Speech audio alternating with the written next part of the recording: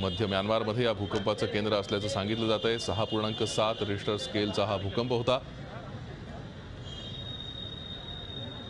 आसाम, पश्चिम बंगाल, बिहारमध्ये सुद्धा या भूकंपाचे झटके जाणवले आहेत।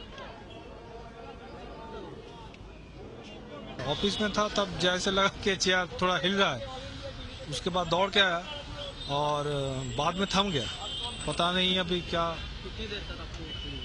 थोड़े बहुत कुछ सेकंड तक। हम लोग पावर ग्रिड का ऑफिस में बैठे हुए थे तो कुर्सी हिलने लगा तो लगा कि क्या क्या हुआ। फिर कंसस हुए कि भाई भूकंप आ गया, तो फिर हम लोग ऊपर से नीचे आ गए और स्थिति ऐसा लग रहा है भयावह, लोगों में डर समाया हुआ है कि हमेशा रिपीट होता है।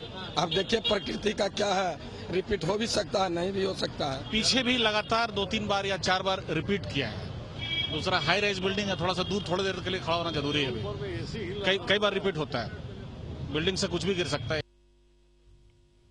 या संदर्भात अधिक माहिती घेऊयात। आमचे प्रतिनिधी रामराजे शिंदे आपल्या संपर्कात आहेत। रामराजे, दुपारी 4:04 या भूकंपाचा धक्का जाणवल्याचं कळतंय। काही हानी झाली याच्यामध्ये अधिक काय माहिती आहे? बिलकुल, म्यानमार हे केंद्र आहे भूकंपाचं आणि ज्या प्रकारे ईशान्य राज्यामध्ये सुद्धा याचा मोठ्या प्रमाणात धक्का बसलेला आहे आणि पश्चिम बंगाल असेल, बिहार असेल आणि मी ज्या ठिकाणी बसलो होतो दिल्लीमध्ये, त्या ठिकाणी सुद्धा काही प्रमाणामध्ये सौम्य प्रकारचे धक्के जाणवलेले आहेत। त्यामुळे दिल्लीमध्ये सुद्धा हे धक्के जाणवल्याचं असं मानता येईल भूषण। आणि याची तीव्रता जी आहे ती 6.4 ची तीव्रता होती।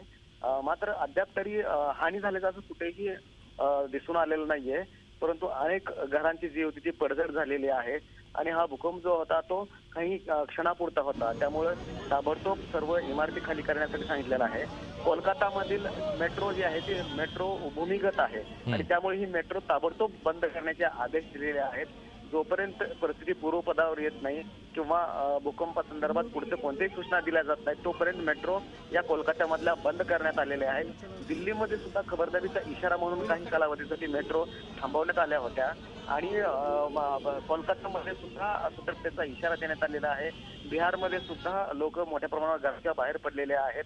काही ठिकाणी किचन मधले संपूर्ण भांडी पडलेली आहेत, काही ठिकाणी खुर्च्या निघालेल्या आहेत, काही ठिकाणी टेबल सुद्धा आढळलेले आहेत।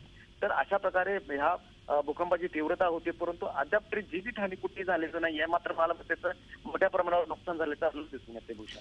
धन्यवाद रामराजे या सविस्तर माहितीसाठी। झी 24 तास रहा एक पाऊल पुढे।